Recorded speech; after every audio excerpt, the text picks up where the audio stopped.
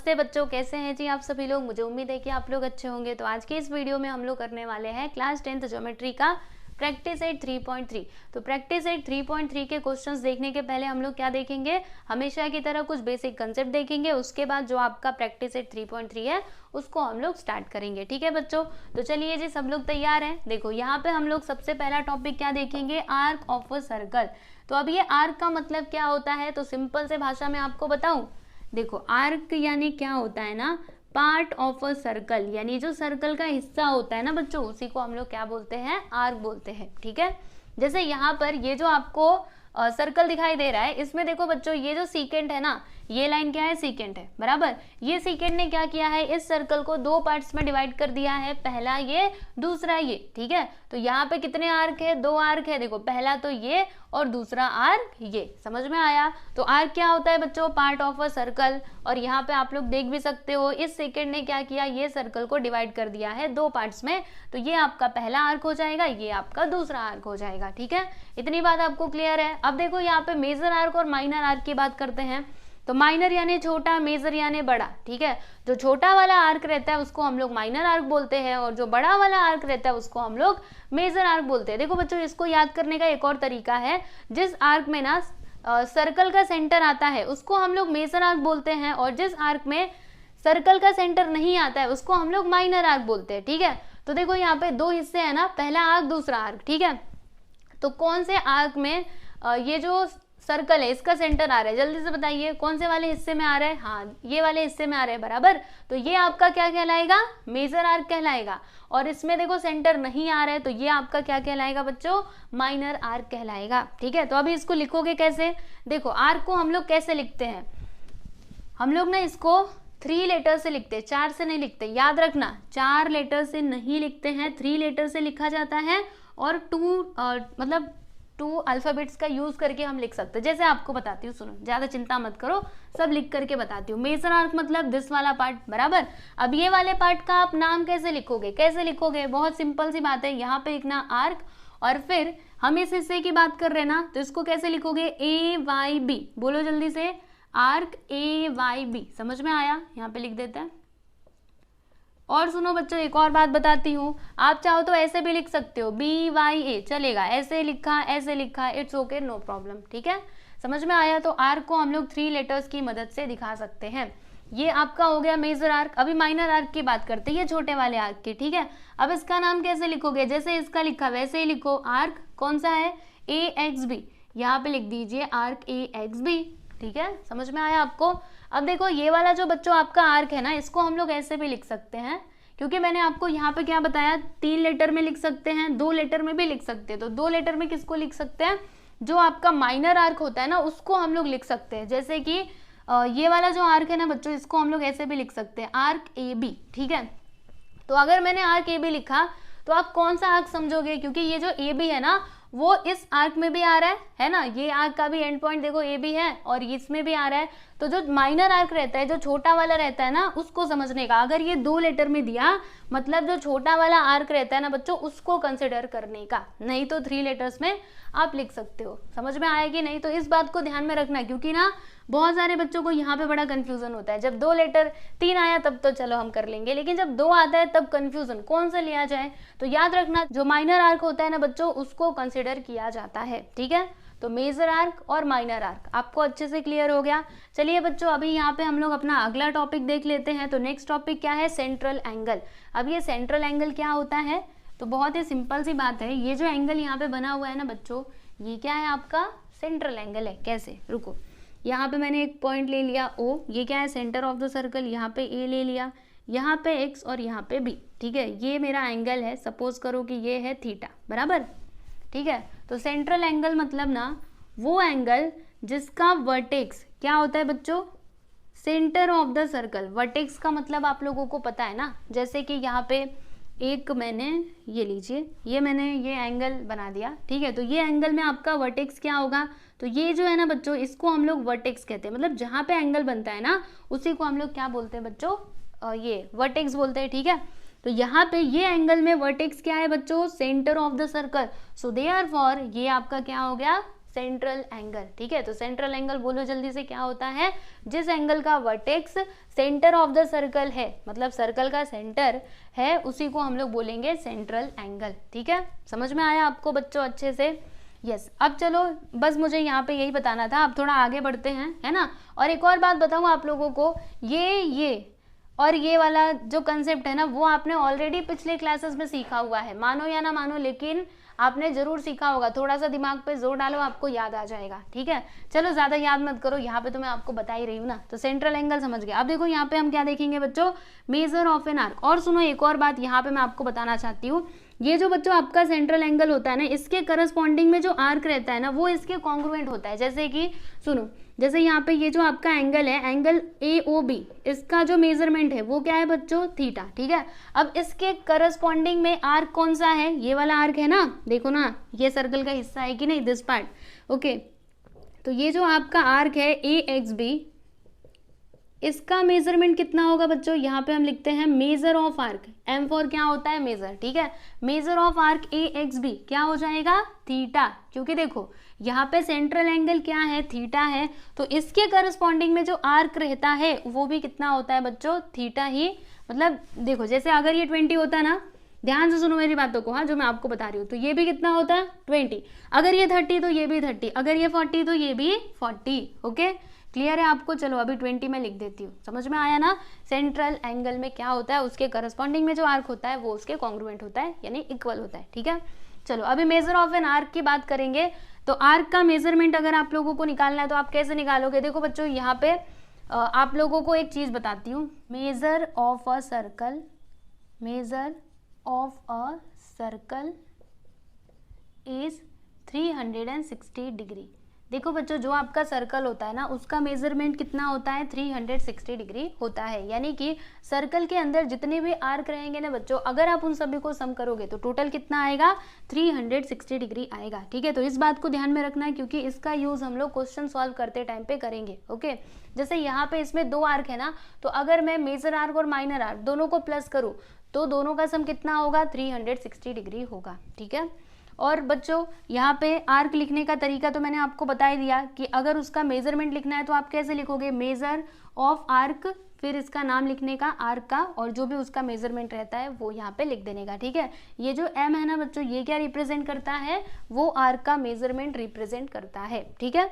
तो बस यहाँ पे आपको यही समझना है, बाकी जब क्वेश्चन सॉल्व करोगे तो अपने आप ही समझ में आ जाएगा, ठीक है ना। अभी आपको ज्यादा इसमें कंफ्यूज नहीं करूंगी। चलिए आगे बढ़ा जाए। अभी यहाँ पे हम क्या देखेंगे बच्चों, कॉन्ग्रुएंस ऑफ आर्क्स, ठीक है। जैसे यहाँ पे आप लोग देख सकते हो, आपके पास 2 सर्कल्स है ना, एक तो इसका जो सेंटर है ना बच्चों, इसको हम लोग O कंसिडर कर लेते हैं, और यहाँ पे एक पॉइंट ले लेते हैं A, इधर B, और यहाँ पे एक P ले लेते हैं, फिर इधर X, यहाँ पे Y, और यहाँ पे हम ले लेते हैं Z, बराबर।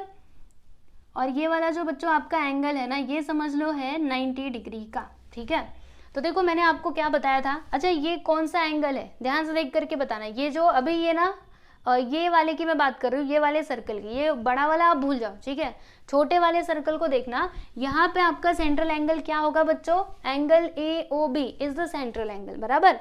अब सेंट्रल एंगल के करस्पॉन्डिंग में कौन सा आर्क है, बताओ जल्दी से, ये वाला है ना। अभी मैं छोटे वाले की बात कर रही हूँ, बड़ा वाला मत देखना, बोलो ये है ना, ये वाला आर्क। तो देखो अगर ये 90 डिग्री का है सेंट्रल एंगल, तो ये भी कितना होगा बच्चों, 90 डिग्री ही होगा, है ना। तो यहाँ पे हम लोग क्या लिख सकते हैं, मेजर ऑफ आर्क, क्या नाम लिखेंगे इस आर्क का, APB। ये P है, बहुत छोटा मैंने लिख दिया ना, हाँ अब दिख रहा है ना साफ साफ, APB, मेजर आर्क APB, बोलो कितना हो जाएगा, 90 डिग्री, ठीक है। अब देखो बच्चों, थोड़ा अभी हम इसको भूल जाते हैं, अब आप बड़े वाले सर्कल को देखिएगा। तो बड़े वाले सर्कल के लिए सेंट्रल एंगल क्या होगा बच्चों, यही होगा ना, क्योंकि देखो ये जो सेंटर है ना, ये दोनों ही सर्कल का सेंटर है, ठीक है। ये छोटे वाले का भी है, बड़े वाले का भी है, ठीक है। तो बड़े वाले सर्कल में सेंट्रल एंगल यही होगा, बराबर। अब इसके करस्पॉन्डिंग में आर्क कौन सा है, ये वाला XZY, बराबर। तो अब इसका मेजरमेंट अगर मैं आपसे पूछूं तो बोलो कितना होगा, सेंट्रल एंगल के करस्पॉन्डिंग में ये आर्क है तो कितना होगा, 90 होगा, सिंपल सी बात है। तो लिखो ना इधर, मेजर ऑफ आर्क, क्या लिखेंगे, XZY, ठीक है। कितना हो जाएगा बच्चों, 90 डिग्री, ठीक है। समझ में आया। अब देखो यहाँ पर ये वाला जो आपका आर्क है ये भी 90 डिग्री आया, ये वाला जो आर्क है इसका भी मेजरमेंट 90 डिग्री आया, तो क्या मैं इन दोनों आर्क को कॉन्ग्रुएंट बोल सकती हूँ? क्या मैं ऐसे लिख सकती हूँ?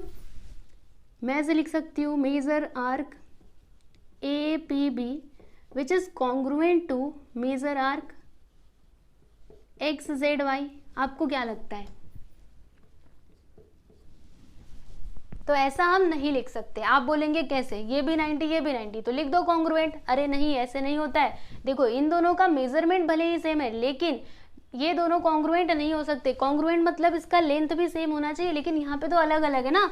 अरे देखो ये छोटा है ये बड़ा है तो कैसे सेम है, मतलब हम लोग ऐसे नहीं लिख सकते। ठीक है, इस बात को ध्यान में रखना। बस आपको यहाँ पे मैं यही समझाना चाहती हूँ, उनका मेजरमेंट सेम होने से कुछ नहीं होता। ठीक है, उनका जो लेंथ है ना बच्चों वो भी क्या होना चाहिए, सेम होना चाहिए। तो छोटा है ये बड़ा है तो ऐसे नहीं चलेगा। लेकिन इसके अलावा अगर मैंने यहाँ पे क्या किया, रुको आपको बताती हूँ। ये बात तो आप समझ गए। अब देखो एक और आर्क हम लोग इधर बनाते हैं,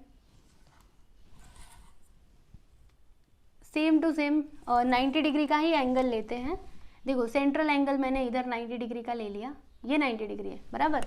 और यहाँ पर नाम ले लेते हैं, क्या नाम लिया जाए, चलो D ले लेते हैं, DE और यहाँ पे F। ठीक है, तो अभी छोटा वाला सर्कल देखिएगा बच्चों, छोटा वाला सर्कल, इसमें सेंट्रल एंगल ये है, इसके करस्पॉन्डिंग में आर्क कौन सा है, DEF है ना।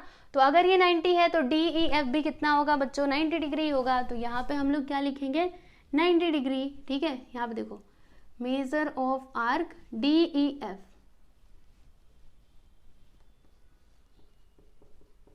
बोलो कितना हो जाएगा, 90 डिग्री हो जाएगा। सही है ना। और यहाँ पे अगर मैं बड़े वाले की बात करूँ, बड़े वाले सर्कल की, ठीक है, तो यहाँ पे हम लोग नाम ले लेते हैं अपने मन से MNO। ठीक है, अब मैं आपसे पूछती हूँ कि आप मुझे MNO आर्क का मेजरमेंट बताइए।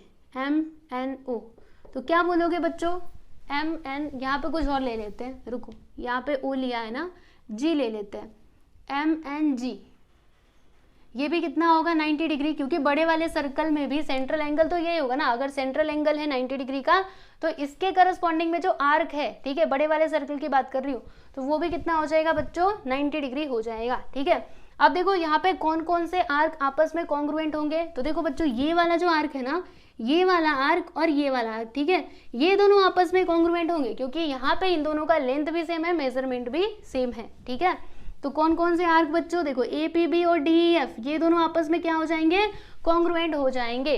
देखो APB और DEF, समझ में आया क्यों, क्योंकि देखो ना ये एक ही सर्कल के अंदर है और इन दोनों का जो रेडियस है ना बच्चों वो क्या है, सेम है। रेडियस सेम है कि नहीं, देखो यहाँ पे है ना, समझ में आया।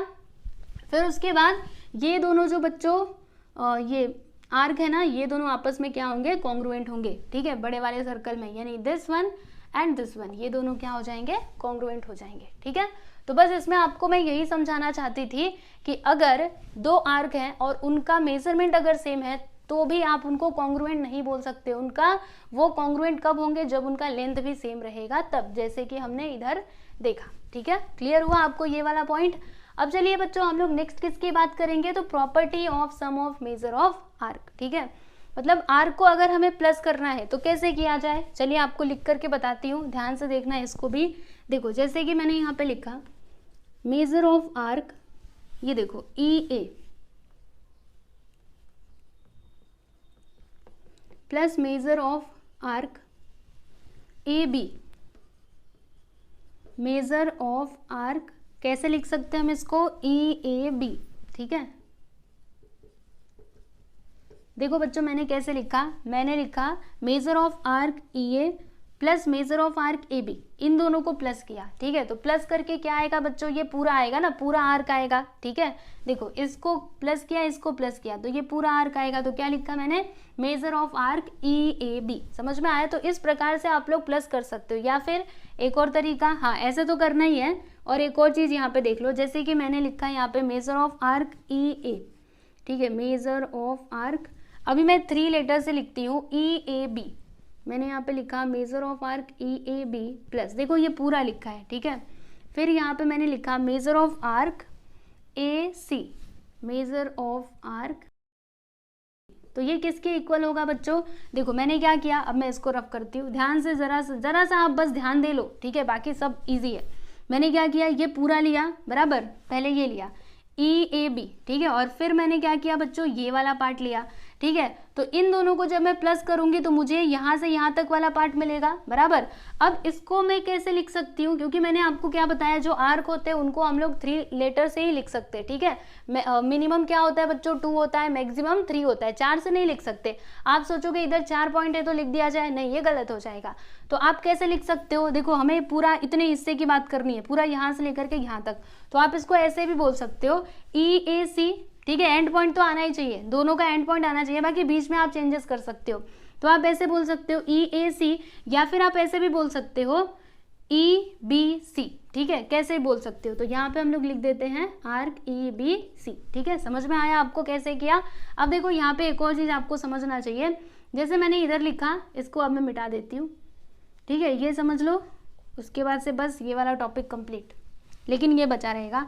देखो मैंने यहाँ पे लिखा मेजर ऑफ आर्क EAB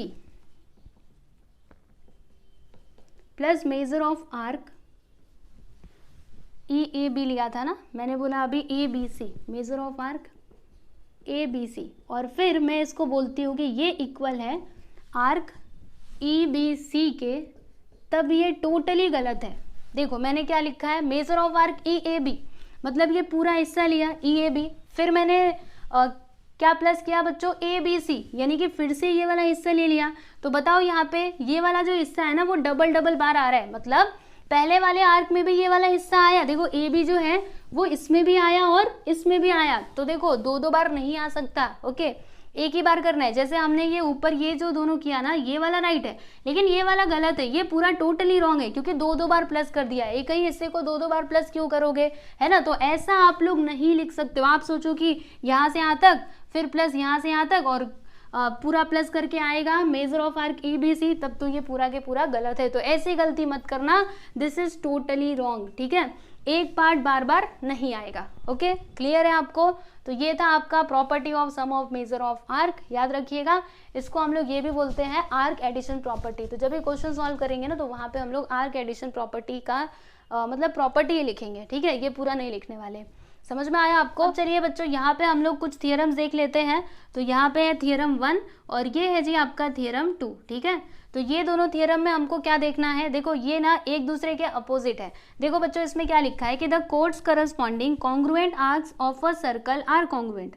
मतलब क्या हुआ, जैसे कि ये आपको दिखाई दे रहा है, ये है जी आपका सर्कल बराबर। अब देखो इसमें कोड्स क्या है, तो ये आपके कोड्स है। देखो ये पहला कोड है, ये वाला जो है ना PQ, ये आपका कोड है। SD क्या है बच्चों, कोड है, ठीक है। और इसमें आर्क कौन कौन से हैं, तो देखो ये एक आर्क है, दूसरा ये वाला आर्क है, ठीक है। तो यहाँ पे क्या लिखा है कि the chords corresponding congruent arcs of a circle. जैसे कि आपके पास मतलब जैसे ये आपका सर्कल है, ठीक है, तो इसमें जो आपके आर्क है ना, अगर वो आपस में क्या होंगे बच्चों, कॉन्ग्रुएंट होंगे। जैसे कि ये वाला आर्क और ये वाला आर्क, अगर ये दोनों आपस में कॉन्ग्रुएंट हैं, तो फिर इनके जो करस्पॉन्डिंग कोड्स रहेंगे वो भी क्या होंगे, कॉन्ग्रुएंट ही होंगे। समझ में आ रहा है? जैसे कि आपको लिख करके बताओ, देखो ये वाला जो आर्क है ना बच्चों, आर्क PMQ, ध्यान से सुनना, आर्क PMQ अगर ये कॉन्ग्रुएंट है किसके, आर्क, ये दूसरा वाला आर्क SND, ठीक है, SND के अगर ये कॉन्ग्रुएंट है, तो फिर इनके जो करस्पॉन्डिंग कोड्स होंगे ना बच्चों, वो भी क्या होंगे, आपस में कॉन्ग्रुएंट होंगे। यानी कि कोड PQ जो है वो कॉन्ग्रुएंट हो जाएगा किसके, SD के हो जाएगा। देखो PQ जो है वो SD के कॉन्ग्रुएंट हो जाएगा, ठीक है। तो ये जो थियरम है पहला वाला, वो यही बोलता है कि कॉन्ग्रुएंट आर्क अगर रहेगा सर्कल के अंदर, एक ही सर्कल के अंदर, तो फिर उनके जो करस्पॉन्डिंग कोड्स रहेंगे वो आपस में क्या हो जाएंगे, कॉन्ग्रुएंट हो जाएंगे। बस सिंपल सी बात है, ठीक है। अब ये जो दूसरा वाला थियरम है ये क्या बोलता है, तो ये इसका अपोजिट है। इसमें मैंने क्या बोला कि अगर आर्क कॉन्ग्रुएंट तो कोड्स भी कॉन्ग्रुएंट रहेंगे। अब ये क्या बोलता है कि अगर कोड्स आपके कॉन्ग्रुएंट है, तो फिर उनके जो करस्पॉन्डिंग आर्क है ना बच्चों, वो भी क्या रहेंगे, आपस में कॉन्ग्रुएंट रहेंगे। जैसे देखो इधर क्या लिखा है, corresponding arcs of congruent codes, ठीक है। कोड्स कैसे रहेंगे, अगर आपस में कॉन्ग्रुएंट रहेंगे। जैसे कि PQ कॉन्ग्रुएंट है SD के, देखो PQ और SD अगर ये दोनों आपस में कॉन्ग्रुएंट है, तो फिर इनके जो करस्पॉन्डिंग आर्क है, यानी ये वाला और ये वाला, ये दोनों भी आपस में क्या हो जाएंगे बच्चों, कॉन्ग्रुएंट हो जाएंगे, ठीक है। तो ये जो दोनों थियरम्स मैंने आपको बताया है ना, इसे आप लोगों को याद रखना है, क्योंकि क्वेश्चन जब भी सॉल्व करोगे ना तो वहाँ पे आपको ये थियरम लिखना पड़ेगा। वैसे बहुत सिंपल है, 1 से 2 बार इसको दिमाग में थोड़ा मतलब याद करोगे ना, याद हो जाएगा। ठीक है, देखो क्या लिखा है, the chords corresponding congruent arc of a circle are congruent and corresponding arcs of congruent chords of a circle are congruent. समझ में आया आपको?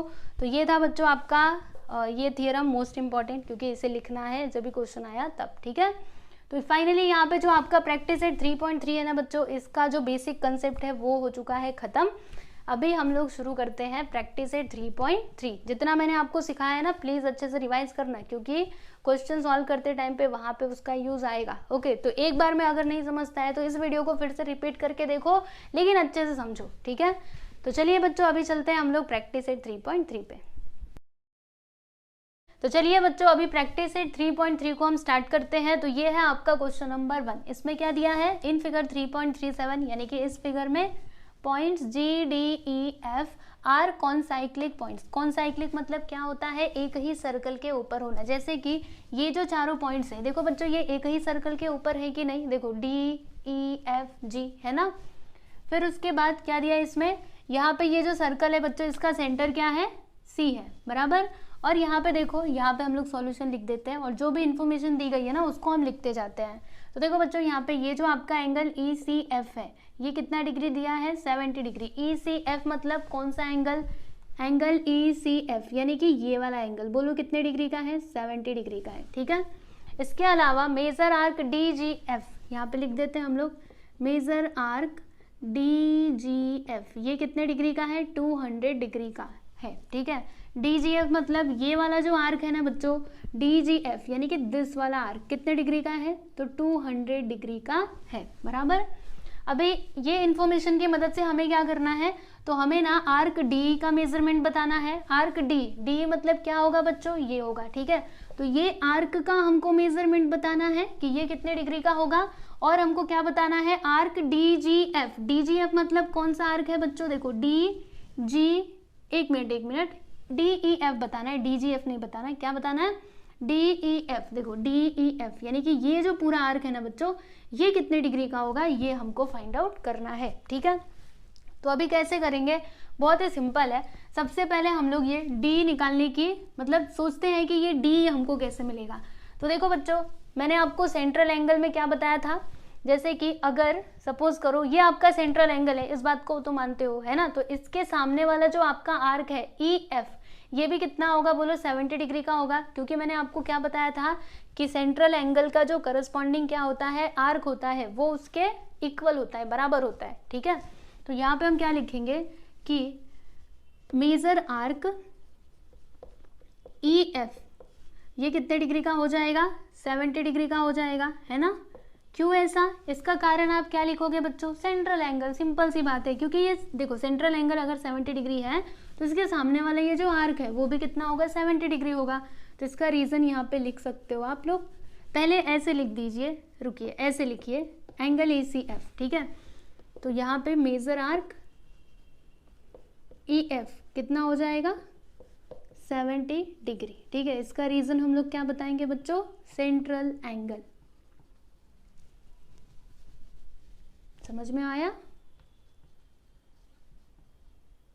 ओके। चलो इतना काम तो कर लिया हमने, लेकिन हमको ये नहीं निकालना है, हमें तो आर्क डी ई चाहिए। तो ये कैसे मिलेगा, देखो बच्चों मैंने आपको क्या बताया है कि ये जो पूरा सर्कल होता है ये कितने डिग्री का होता है, 360 डिग्री का होता है, बराबर। तो देखो बच्चों ये आर्क का मेजरमेंट कितना आया, 70 डिग्री आया, और ये आर्क कितना है, 200 है। तो फिर ये आर्क कितना होगा, क्या करेंगे हम, इन दोनों को प्लस करेंगे और 360 में से माइनस कर देंगे। सिंपल सी बात है। देखो ये आर्क प्लस ये आर्क प्लस ये आर्क, तीनों को मिला करके कितना होगा, 360 होगा, सही है ना। अब इन दोनों का मेजरमेंट हमारे पास है, तो इन दोनों की मदद से हम लोग इस आर्क का मेजरमेंट फाइंड आउट कर सकते हैं। तो अभी हम क्या लिखेंगे, देखो यहाँ पे हम लिखते हैं कि मेजर आर्क, ध्यान से देखते जाइएगा, पहले ये आर्क का नाम लिखते हैं D E, major arc D plus major arc E F plus major arc, ये आर्क का नाम कैसे लिखोगे, डी जी एफ।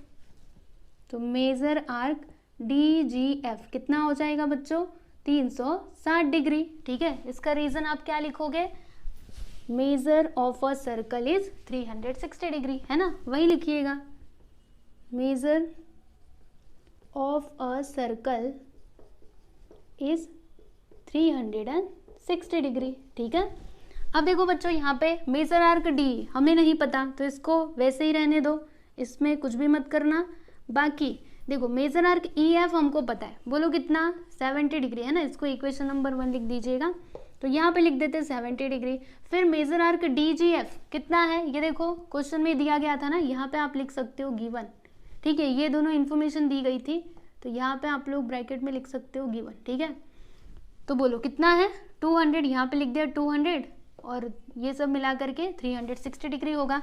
ये और ये हमने कहाँ से लिखा, तो इक्वेशन 1 और गिवन से लिखा, तो यहाँ पे आप लोग बता दीजिएगा कि फ्रॉम इक्वेशन 1 एंड गिवन। ठीक है, समझे कि नहीं। अब उसके बाद क्या होगा बच्चों, 70 + 200 क्या हो जाएगा, 270 डिग्री, और फिर मेजर आर्क यहाँ पे डी आएगा which is equal to 360 degree. उसके बाद देखो हम एक काम करेंगे, ये जो 270 है इसको उस साइड ले लेंगे, तो चलिए फिर ले लेते हैं।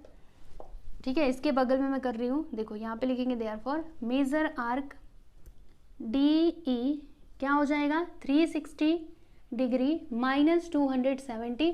अब इसको माइनस करेंगे तो बताओ कितना आएगा, माइनस करके देख लीजिए, major arc D E which is equal to 0 में 0 गया तो कितना आता है 0, और 16 में से 7 जाएगा तो कितना आएगा बच्चों, 7, 8, 9, 10, 11, 12, 13, 14, 15, 16, मतलब 9 आएगा। ठीक है, और यहाँ पे तो 0। ठीक है, तो कितना आ गया बच्चों, 90 डिग्री। मतलब ये वाला जो आपका एंगल है ना, ये वाला जो आपका आर्क है बच्चों, इसका मेजरमेंट कितना आ गया, 90 डिग्री आ गया। ठीक है, समझ में आ रहा है कि नहीं। तो हमें ये निकालना था ना मेजर आर्क डी ई, हमने बता दिया। ठीक है, चलिए इतना काम तो हमने कर लिया, इसको आप लोग लिख सकते हो इक्वेशन नंबर 2। ठीक है, तो ये पहले क्वेश्चन का आंसर हमने दे दिया। अब हमें क्या बताना है, major arc D E F. देखो बच्चों डी ई एफ यानी कि ये पूरा, ठीक है, यहाँ से यहाँ तक कितना है वो हमको बताना है। तो सिंपल सी बात है, ये दोनों आर्क को हम लोग प्लस कर देंगे, है ना। देखो ये 90 ये 70 दोनों को मिला करके क्या हो जाएगा, major arc D E F, है ना, वेरी सिंपल। तो यहाँ पे हम लोग लिखते हैं एंड मेजर आर्क, ध्यान से देखिएगा, डी ई एफ किसके इक्वल होगा बच्चों, तो major arc D E plus major arc E F, सही है ना, इसके इक्वल हो जाएगा, बराबर। अब देखो बच्चों मेजर आर्क डी ई कितना है, डी कहाँ पे निकाला था, ये देखो इक्वेशन नंबर 2 में 90 डिग्री, और फिर मेजर आर्क ई एफ कितना है बच्चों, देखो 70 डिग्री। इन दोनों को प्लस कर दीजिए जल्दी से, तो 9 और 7 कितना होता है, 16, 16 ही होता है ना, 9 7 16, सही बात है। फिर यहाँ पे 0 यानी कितना आ गया बच्चों, 160 डिग्री। मतलब major arc D E F कितना आ गया, 160 डिग्री। ठीक है, तो देख सकते हो यहाँ पर आपका ये जो क्वेश्चन नंबर 1 है ये कंप्लीट हुआ है। यहाँ पे आपको 2 चीज़ें निकालना था, और देखो ये हमने कहाँ से लिखा, इक्वेशन 1 और 2 से। यहाँ पे बता दीजिए फ्रॉम 1 एंड 2। समझ में आया आप लोगों को कैसे किया हमने, इजी था ना। चलिए बच्चों, और सुनो सुनो, ये आपको ना ऐसे एग्जाम में लिखना नहीं है, नहीं तो आप लिखते बैठोगे, फिर मत लिखना, बस आपको ये समझाने के लिए था। ठीक है, मैं इसको मिटा देती हूँ।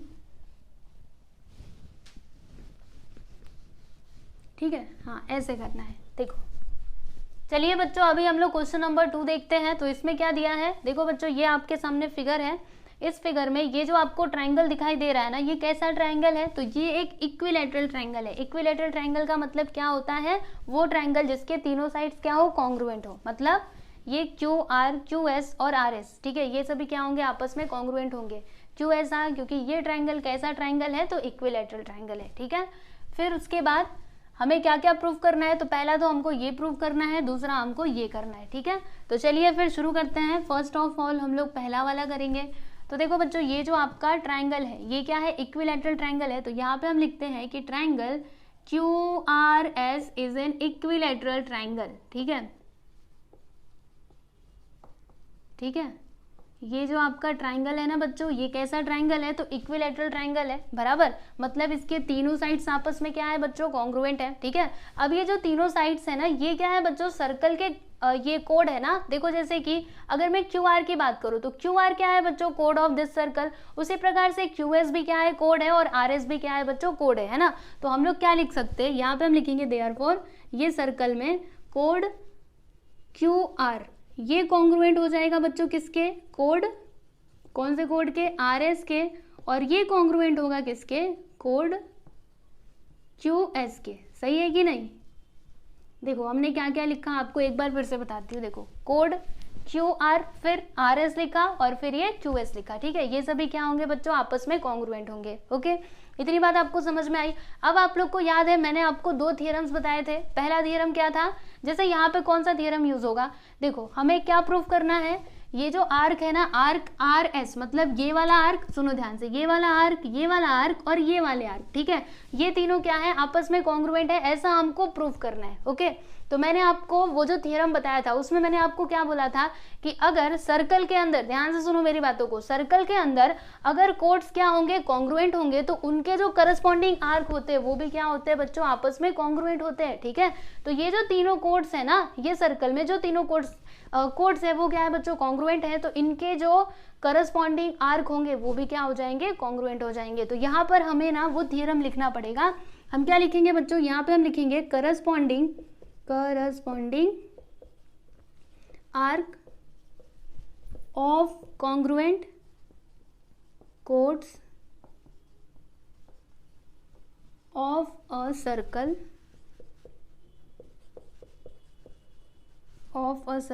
आर कॉन्ग्रुएंट, ठीक है। मतलब देखो क्या लिखा मैंने, corresponding arc of congruent chords of a circle are congruent, यानी कॉन्ग्रुएंट कोड्स अगर हैं तो उनके जो करस्पॉन्डिंग आर्क होते हैं वो भी क्या होते हैं बच्चों, कॉन्ग्रुएंट होते हैं, ठीक है। तो यहाँ पे हम क्या लिखेंगे, देयरफॉर आर्क, कैसे लिखना है, आर्क आर एस पहले लिखिएगा, ये वाला आर्क, ठीक है, ये वाला आर्क कॉन्ग्रुएंट होगा किसके, आर्क, ये देखो क्यू एस के, है ना, यहाँ पे लिख देते हैं आर्क क्यू एस, और ये कॉन्ग्रुएंट हो जाएगा आर्क, ये वाले आर्क का नाम लिखो क्यू आर के, ठीक है। तो देख लीजिए बच्चों, ये जो पहला वाला प्रूफ करने बोला था हमने कर दिया, बहुत सिंपल था ना। बस आपको ये स्टेटमेंट पता होना चाहिए, बाकी एकदम आसान है, ठीक है। चलिए ये पहला वाला तो हमने कर लिया, अभी दूसरे की बारी है।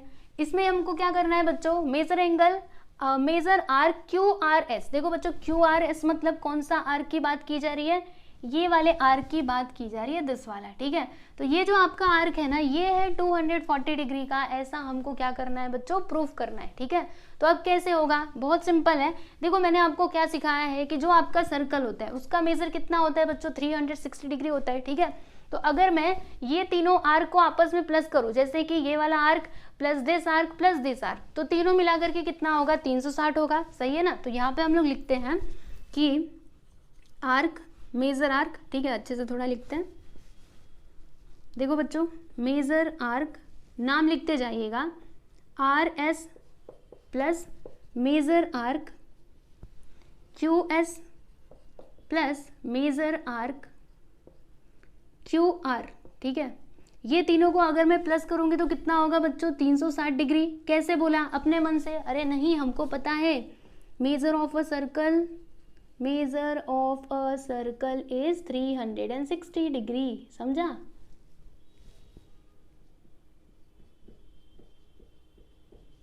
ठीक, अब देखो बच्चों यहाँ पर थोड़ा आप लोग ध्यान दीजिएगा, ये देखिए R S, R Q S और आर क्यू आर, ये तीनों क्या है, आपस में कॉन्ग्रुएंट है, यानी कि इक्वल है। तो हम लोग क्या करेंगे पता है आपको, हर जगह ना क्यू एस लिखेंगे। जैसे यहाँ पे देखो ये जो आपका आर्क आर एस है ना, ये किसके इक्वल है, तो आर क्यू एस के इक्वल है। तो यहाँ पे हम लोग क्या लिख सकते हैं, इसके प्लेस पे आर्क क्यू एस हम लिख सकते हैं, ठीक है। फिर उसी प्रकार से यहाँ पे ये ऑलरेडी क्यू एस है तो कोई बात नहीं, इसको आप ऐसे ही रहने दो। फिर यहाँ पे देखिएगा मेजर आर क्यू आर, अब ये जो क्यू आर है ये किसके इक्वल है, क्यू एस के इक्वल है। तो इसके प्लेस पे हम लोग क्या लिख सकते हैं बच्चों, क्यू एस लिख सकते हैं, है ना। यहाँ पे आ गया 360 डिग्री, बराबर। और ये हमने कहाँ से लिखा, ये हमने कहाँ से लिखा, 1 से लिखा ना, तो यहाँ पे आप बता दीजिए फ्रॉम 1, है ना। अब क्या होगा, देखो बच्चों हर जगह क्या है, R Q S R Q S R Q S, है ना, 3 बार है। तो हम लोग क्या लिख सकते हैं, 3 मेजर ऑफ आर्क QS बराबर which is equal to 360 degree. अब क्या होगा, 3 को उधर ले लेंगे तो बोलो बच्चों क्या आएगा, major arc QS which is equal to major arc QS किसके इक्वल आएगा बच्चों, 360 डिवाइडेड बाई 3 है ना, 3 उधर जाएगा तो डिवाइड में हो जाएगा। अब यहाँ पे कैंसिलेशन करते, 3 1 सा 3, 3 2 सा 6, बोलो कितना आएगा बच्चों, 120 डिग्री। यानी कि ये वाला जो आर्क है ना, इसका मेजरमेंट कितना आया, 120 डिग्री। ठीक है, 120 आया ना, मेजर आर्क QS सही है। ठीक है, QS आ गया 120।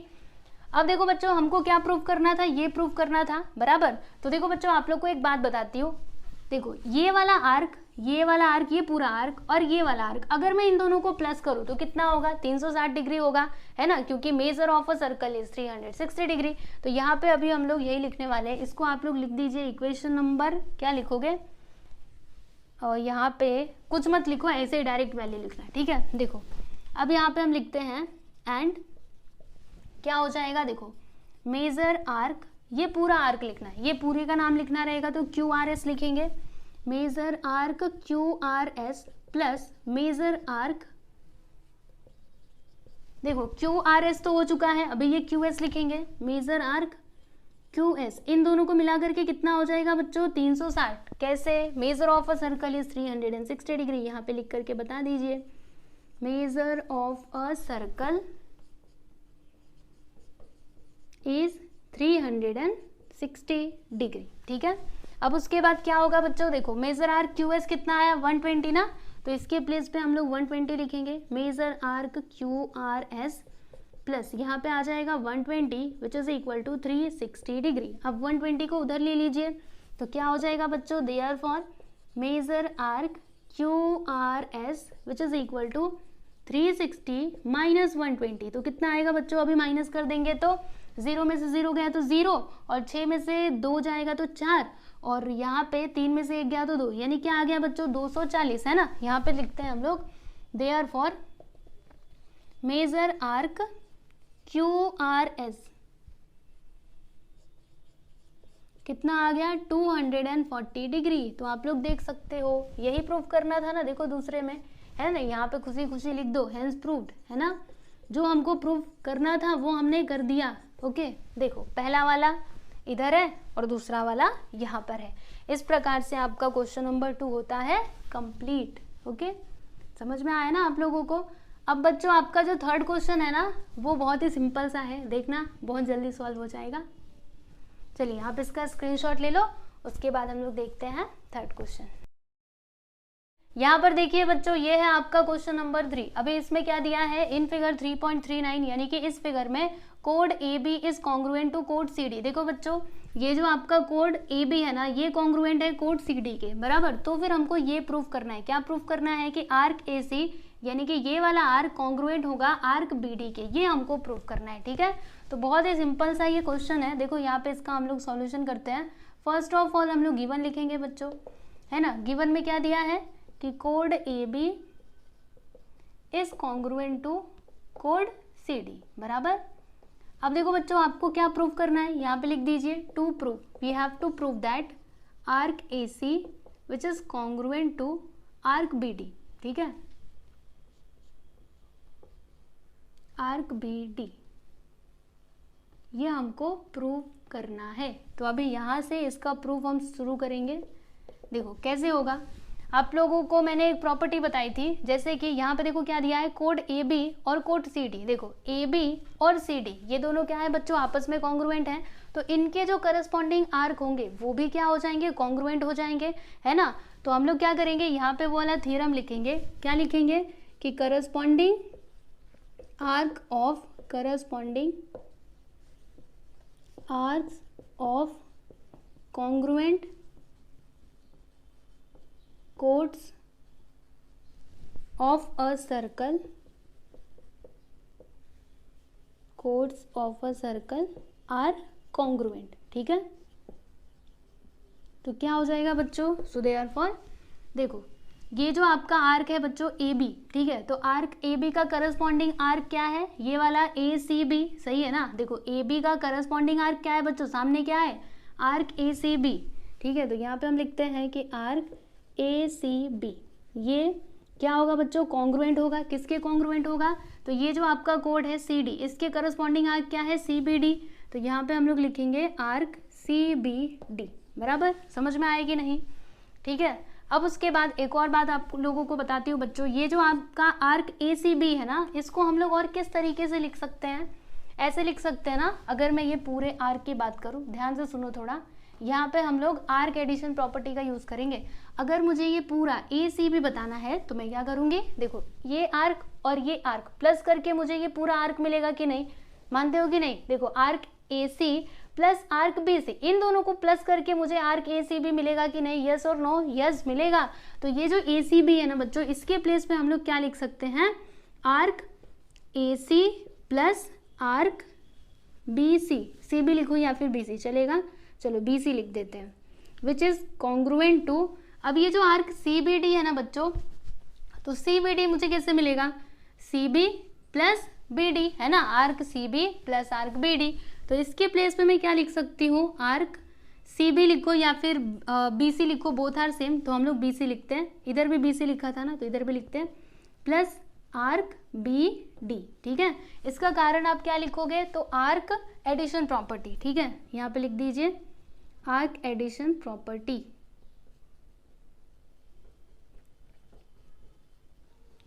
अब उसके बाद यहाँ पर देखिएगा बच्चों क्या है, आर्क BC इधर भी है और इधर भी आर्क BC, तो क्या हम इन दोनों को कैंसिल कर सकते हैं, यस और नो, यस बिल्कुल कर सकते हैं। कैसे कर सकते हैं, देखो अगर मैंने ये आर्क BC को इधर बुलाया तो ये इधर आने के बाद माइनस में हो जाएगा, तो ये प्लस और दूसरा वाला माइनस, तो प्लस माइनस तो कैंसिल ही होंगे।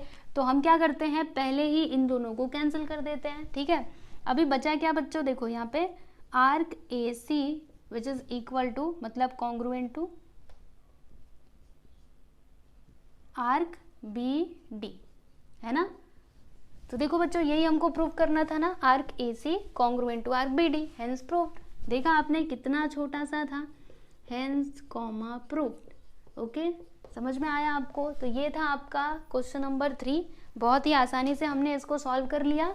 और इसी के साथ ही जो आपका प्रैक्टिस सेट 3.3 है ना बच्चों, ये हो चुका है कंप्लीट। तो अभी आपकी बारी है पढ़ने की, ठीक है। मैंने ऑलरेडी 3.1, 3.2 और उसके पहले आपका चैप्टर नंबर 2, फिर चैप्टर नंबर 1, ठीक है, सारे जो आपके लेसन्स हैं वो मैंने कंप्लीट करवाए हैं। तो आप लोग प्लेलिस्ट में जा कर के वीडियोस देखिए और अपनी पढ़ाई अच्छे से करते रहिए। और अगर आपको कुछ भी डाउट होता है तो आप लोग मुझसे पूछ सकते हो। और अगर आपको इसकी PDF फाइल चाहिए तो आप हमारे टेलीग्राम चैनल से जुड़ जाइएगा, ठीक है बच्चों। तो चलिए अभी मिलेंगे हम लोग अगले वीडियो में अगले प्रैक्टिस सेट के साथ। तब तक आप लोग अपना बहुत ख्याल रखिए और अच्छे से पढ़ाई करते रहिए। Good bye everyone.